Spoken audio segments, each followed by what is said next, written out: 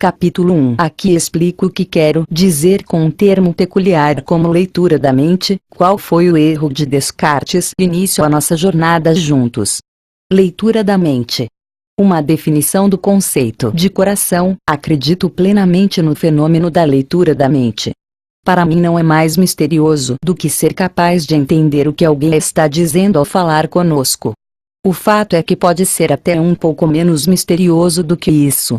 Pelo que sei, não há nada particularmente controverso sobre leitura da mente. Na verdade, é completamente natural. Algo que todos nós fazemos, o tempo todo, sem perceber. Mas é claro que fazemos isso com graus variáveis de sucesso e com mais ou menos consciência. Acredito que, se soubermos o que estamos fazendo e como fazemos, seremos capazes de nos treinar a fazer ainda melhor. E esse é o ponto deste livro. Então, o que de fato fazemos? O que quero dizer quando digo que lemos a mente do outro? O que leitura da mente de fato significa? Para começar, quero explicar o que eu não quero dizer. Existe algo em psicologia denominado leitura da mente, uma das razões que justificam por que tantos casais acabam fazendo terapia.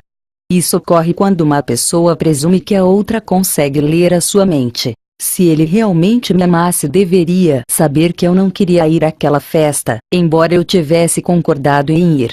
Ou, ele não se preocupa comigo, senão teria notado como eu estava me sentindo. Essas exigências de leitura da mente estão mais para explosões de egocentrismo. Outra versão disso é supor que você é capaz de ler os pensamentos de alguém, quando, na verdade, você está apenas projetando atitudes e valores da sua própria mente para a dele. Ah, não, ela agora vai me odiar, ou, se ela está sorrindo assim, deve ter feito alguma besteira. Eu já suspeitava. Isso se chama erro de Otelo. Nada disso é leitura da mente no sentido que eu abordo aqui. Não passa de um comportamento tolo. O grande erro de Descartes para entender a leitura da mente do modo como descreverei é importante que antes você entenda um conceito diferente. O filósofo, matemático e cientista René Descartes, também conhecido como Cartesius, foi um dos gigantes intelectuais do século XVII. Os efeitos da revolução que ele instigou na matemática e na filosofia ocidental ainda são sentidos hoje. Descartes morreu em 1650, de pneumonia, no Palácio Real de Estocolmo, onde dava aulas à Rainha Cristina. Descartes estava acostumado a trabalhar na sua cama quente e aconchegante, como convém a um filósofo francês, então é compreensível que o piso frio de pedra do castelo tenha acabado com ele tão logo o inverno chegou. Descartes fez coisas muito boas, mas também cometeu erros sérios. Antes de morrer, ele apresentou a noção de que corpo e mente eram separados.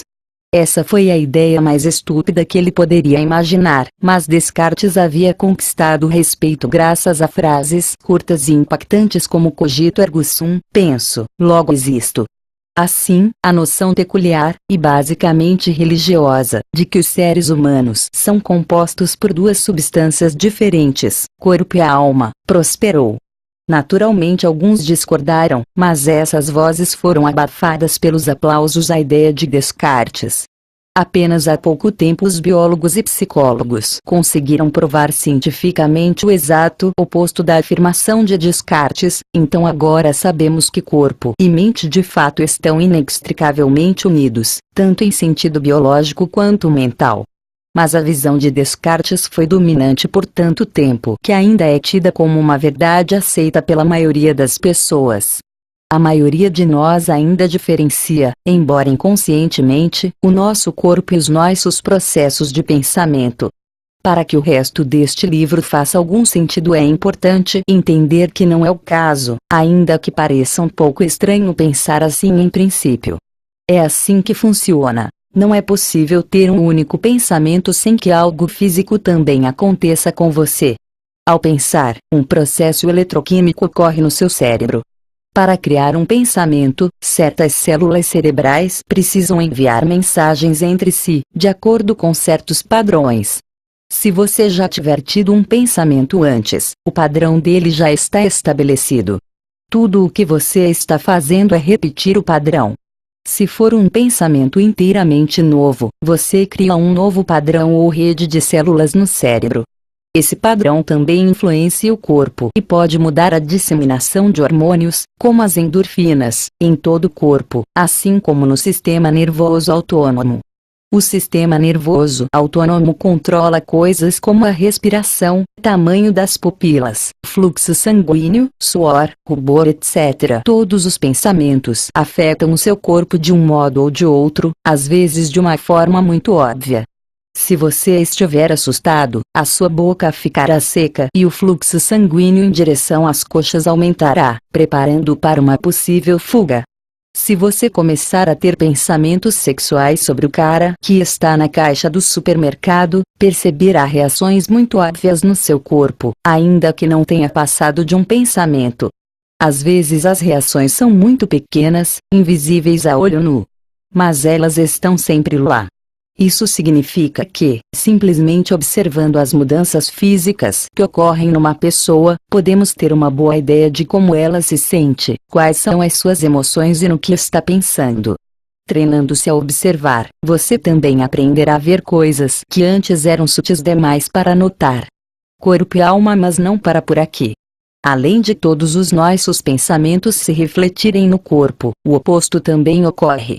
Qualquer coisa que aconteça com o nosso corpo afeta os nossos processos mentais. É fácil testar isso. Tente o seguinte: trinque o maxilar, abaixe as sobrancelhas, olhe para um ponto fixo à sua frente. Fique assim por 10 segundos. Se tiver feito tudo certo, você logo começará a se sentir irritado. Por quê? Porque você executou os mesmos movimentos musculares que o seu rosto executa quando você se sente irritado. As emoções não acontecem apenas na sua mente. Assim como todos os nossos outros pensamentos, elas acontecem em todo o corpo.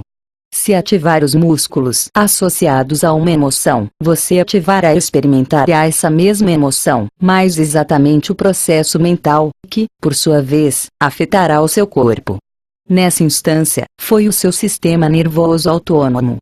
Você pode não ter percebido, mas, ao fazer o teste anterior, o seu pulso aumentou em 10, 15 batidas por minuto e o fluxo sanguíneo aumentou em direção às suas mãos, que agora estão mais quentes ou formigando. Como isso aconteceu? Usando os seus músculos, como acabei de sugerir, você disse ao seu sistema nervoso que estava irritado.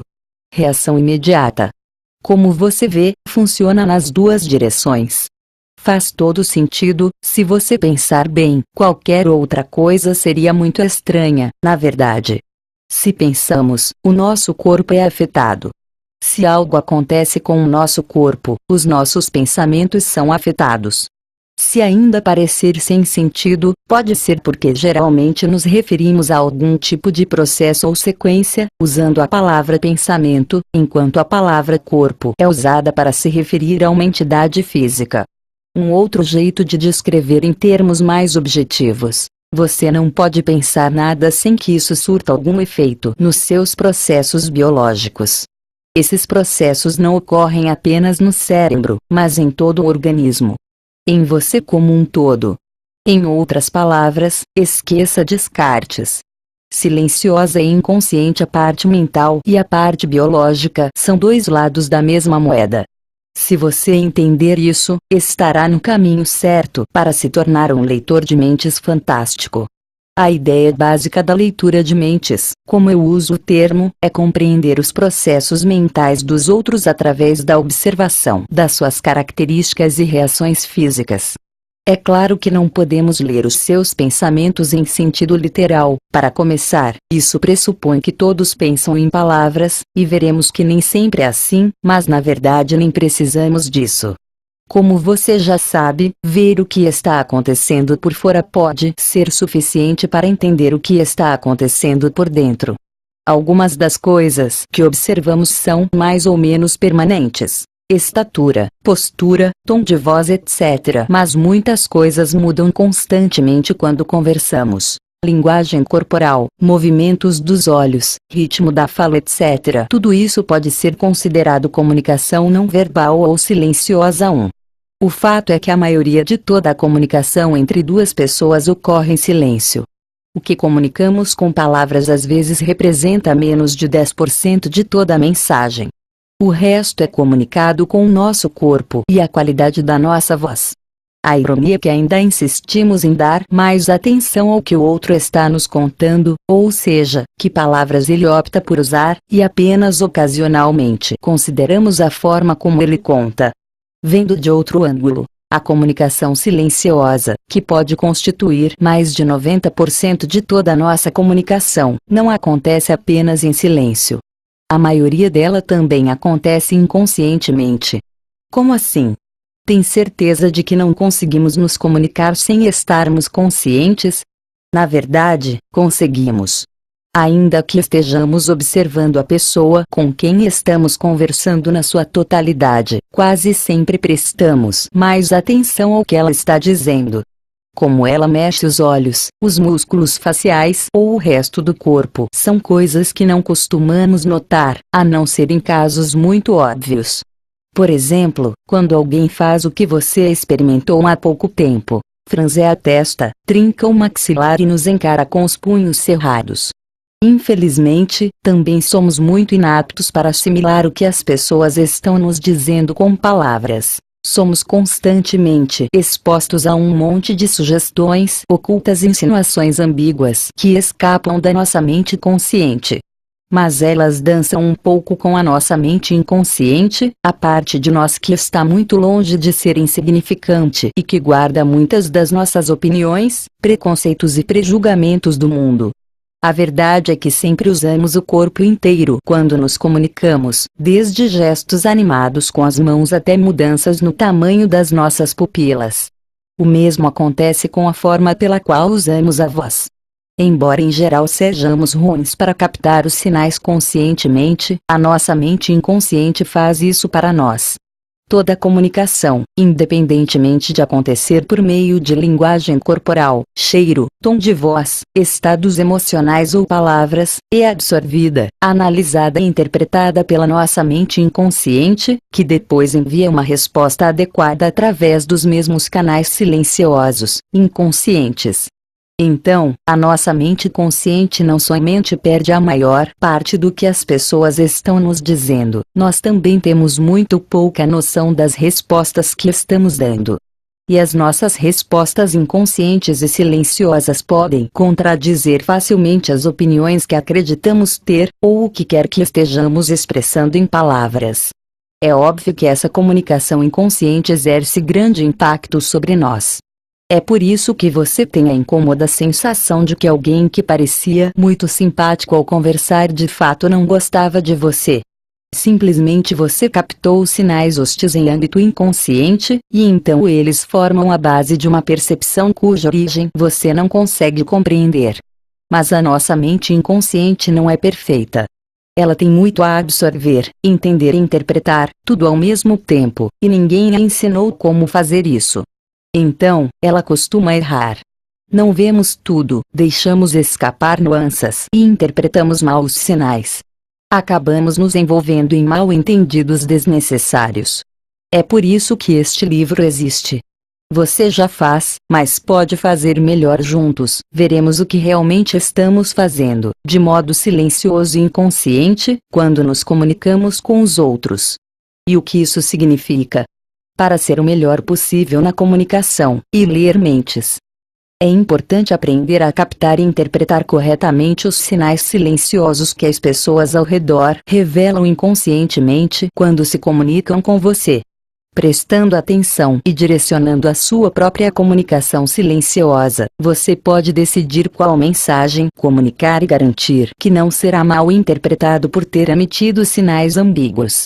Você também pode facilitar as coisas, para a pessoa com quem estiver se comunicando, usando os tipos de sinais que você sabe que ela assimilará mais facilmente. Se usar a sua comunicação silenciosa corretamente, você também será capaz de influenciar aqueles que o cercam para que eles queiram seguir a mesma direção que você e conquistar os mesmos objetivos. Não há nada de maldoso ou imoral nisso. Você já age assim, inconscientemente.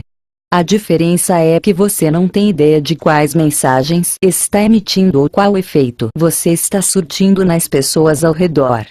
Chegou a hora de mudar. E estou falando sério. A minha meta é transmitir esse conhecimento do modo mais fácil, objetivo e prático possível. Acabei de comprar um beliche novo, da marca Eike, a marca registrada, para os meus filhos. Se ele tivesse vindo com um manual de instruções de 11 páginas, com as 10 primeiras páginas explicando por que é bom ter camas, e concluísse: você já tem todas as ferramentas necessárias para montar a sua cama. Mãos à obra. Não se esqueça de montar uma estrutura sólida. E de um colchão confortável. Eu teria ficado muito irritado e atirado uma chave de fenda no olho do primeiro funcionário da Eike, a marca registrada, que encontrasse, mas percebi que há muitos livros que fazem isso. Passam o livro inteiro prometendo explicar como conseguir uma coisa ou outra, mas você continua o mesmo após terminar a leitura. Você continua sem a mínima ideia do que fazer em termos puramente práticos para se tornar uma pessoa melhor. Geralmente esse é o ponto. Ou como encaixar a cabeceira do beliche na estrutura central, não fugindo do assunto. Espero que este livro não seja como esses outros livros. Quero que ele seja tão claro e objetivo quanto um manual de instruções da Eike, a marca registrada. Depois de ler, você entenderá o que estou falando em termos concretos e práticos. Você começará a praticar métodos diferentes de leitura da mente e formas de influenciar os pensamentos das pessoas enquanto lê.